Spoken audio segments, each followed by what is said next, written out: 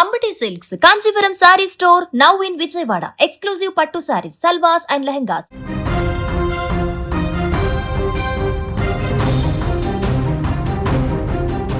తండ్రిని పున్నామ నరకం నుంచి తప్పించాల్సిన కొడుకే అతని పాలిట కాలయముడయ్యాడు. పెంచి పెద్ద చేశాడనే కనికరం లేకుండా తండ్రిపై మృగంలా విరుచుకుపడ్డాడు. తలపై కొడుతూ నేలకేసి బాదుతూ సైకోలా వీరంగం సృష్టించాడు. ఇదంతా ఎందుకు చేశాడో తెలుసా?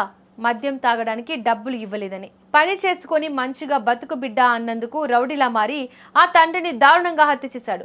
ఈ దారుణ ఘటన శ్రీకాకుళం జిల్లా మందసం మండల కేంద్రంలో చోటు చేసుకుంది. శ్రీకాకుళం జిల్లా మందస మండలం లోహారి బంధనికి చెందిన తాళ్ల లక్ష్మీనారాయణ దమయంతి దంపతుల పెద్ద కుమారుడు ఏకాంబరం. అయితే ఏకాంబరం పని చేయకుండా మద్యం తాగుతూ బాధ్యతారాహిత్యంగా తిరుగుతూ ఉంటారు. అయితే ప్రతిరోజు మద్యం తాగేందుకు తల్లిదండ్రులను డబ్బులు అడిగేవాడు. ఇవ్వకపోతే గొడవకు దిగేవాడు. అప్పుడప్పుడు మద్యం డబ్బుల కోసం తల్లిని సైతం కొట్టేవాడు. అయితే ఎప్పటిలాగే ఆ రోజు కూడా మద్యం తాగి ఇంటికి వచ్చాడు ఏకాంబరం.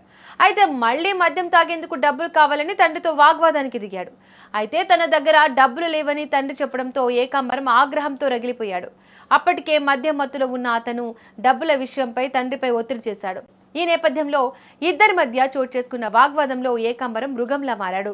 కన్న తండ్రి అనే కనికరం లేకుండా విచక్షణ రాహిత్యంగా ప్రవర్తించాడు. తండ్రి తలను బలంగా కొడుతూ నేలకేసి తంతూ సైకోలా మారాడు. ఈ దాడిలో తీవ్ర గాయాలైన తండ్రి లక్ష్మీనారాయణ అక్కడే మృతి చెందాడు. ఈ ఘటన విన్నాక సమాజం తలదించుకోవాలి. మద్యం అనేది ఒక మనిషిని ఎంతలా దిగజారుస్తుందో, కన్నవారినే చంపేంత కసాయిగా ఎలా మారుస్తుందో చెప్పడానికి ఇదొక ప్రత్యక్ష ఉదాహరణ.